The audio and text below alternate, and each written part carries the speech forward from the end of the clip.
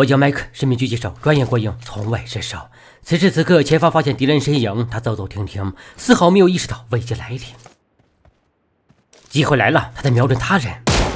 然而这一枪并未爆头，也并非是我的技术退步太多，只因为今天换了一部全新手机，还在适应阶段。不过他最终还是难逃恶选，而此时他丢出的烟雾才刚刚腾起，我为他惋惜不已。然而螳螂捕蝉，黄雀在后，有人冷不丁就给了我一枪，在强大的人机步伐加持之下，我奋力来到了掩体后面。我试图找出他的位置，路眼就是狗尾巴草一片，茫茫无踪迹。毒拳即将来临，如果找不到他，我必定危矣。可恶，他打上瘾了！我咬牙发誓，今天宁愿被毒死，也要狙死他。终于在我犀利帅气的双眼扫视之下，我发现他的踪迹。抽离界面，我双眼血红，今天不是他死，就是我活。舒服，赶紧跑躲！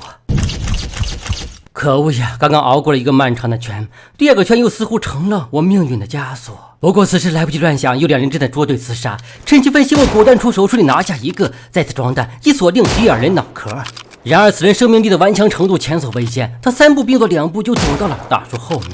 这可如何是好？杜宇临身，算马不已。待我接近他，只需要打出致命一枪，所以我想赌一把，赌他出现在左侧。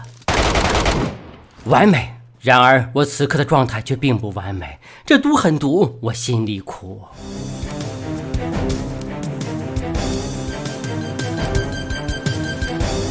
该死，这杂牌饮料怎能效果如此之差？只剩10几米了，我想我一定还有机会。唉，不过你看，这多么像我们的人生，前进的路上总有诸多荆棘，却也让我们变得愈发强大。虽然吃鸡失败，但幸好还有一个好东西分享给大家。那么，这就是我刚刚用来玩游戏的手机了，一台全新上市的 OPPO Reno 6 Pro 加。其实严格来说，这并不是一部纯粹的游戏手机，因为它真的太轻薄了。我这款是 OPPO Reno 6系列的顶配，机身重量188克，机身厚度7.99毫米，所以本质上就是一部日常主力用机。但是它却搭载了一颗骁龙870处理器，以及12GB 加256GB 高速大内存组合 UFS 3.1 的闪存规格，不玩游戏真的是浪费了。从侧面可以很明显的看到略微的屏幕曲面，这是一块6.5英寸的 OLED 高感曲面屏，同时机身背面也做了曲面设计，再结合一体成型的铝合金中框，让它的持握感非常出色。对了，这个背面有没有惊艳到你？从这个角度看上去，有一种波光粼粼的大海质感，又像是万点繁星在闪烁光芒。这是 OPPO 最新的精钻 3.0 工艺所制作出来的夏日晴海配色。如果你后期选购这款手机，这个颜色可以作为首选。那么外观方面，咱们就简单介绍到这里。因为经过几天的试用，我已经迫不及待想和大家分享这款手机的游戏功能了。实话说，它并没有一个旗舰手机的定价，但游戏能力却和旗舰手机不相上下。同时这里要重点提一下，和前代相比， Reno 6同样支持针对游戏的闪电启动，极大的减少了游戏加载时间，做到好友召唤秒上场。在倒数的这几天，我玩的最多的是和平精英团战模式，因为在这种激烈的对战中，能够更快的让我们熟悉一款手机的真实性能，而它实际的性能表现也确实没有让我失望。这块90赫兹刷新率的屏幕用起来非常顺滑，哪怕如果这样的3指操作，也能在团竞中打出不错的成绩。同时，它针对游戏特别优化的一些辅助功能，也带来了更好的游戏体验，比如4D 震感。和平精英的震动设置是一个刚推出不长时间的新功能，目前还处于体验阶段。如果你的手机恰好拥有一个很不错的震动马达，那么这个功能请一定启用它。OPPO Reno 6全系都标配了线性马达，支持200多种震感波形，所以我可以毫不犹豫地把震动品质开到最高。同时建议把下面的各项震动选项也一一打开，这可以让我们在游戏中拥有更好的沉浸感。如此一来，我们可以在游戏中体验到不同枪械的震动反馈效果，游戏的乐趣和参与度也自然得到了极大提升。来给大家演示一下 Reno 6的震动表现。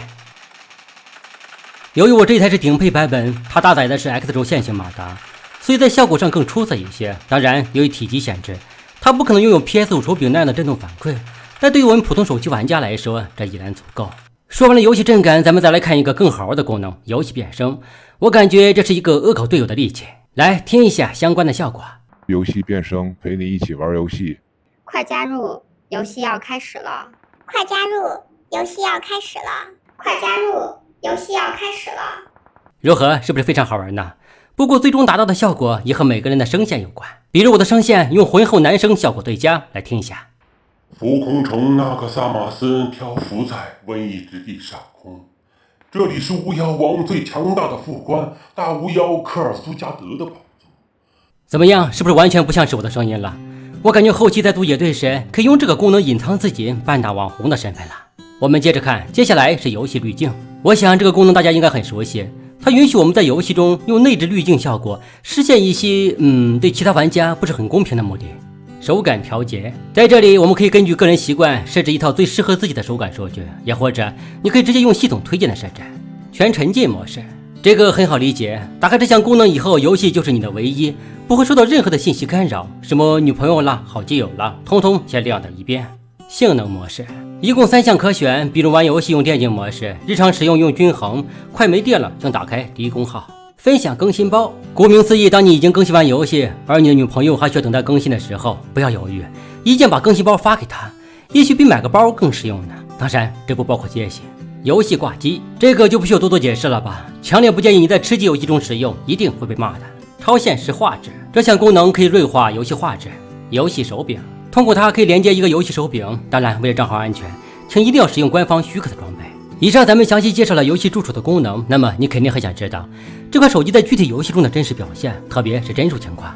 OPPO Reno 6拥有无极稳帧技术，它通过 AI 调频自动优化 CPU、GPU 频率，平衡系统帧率。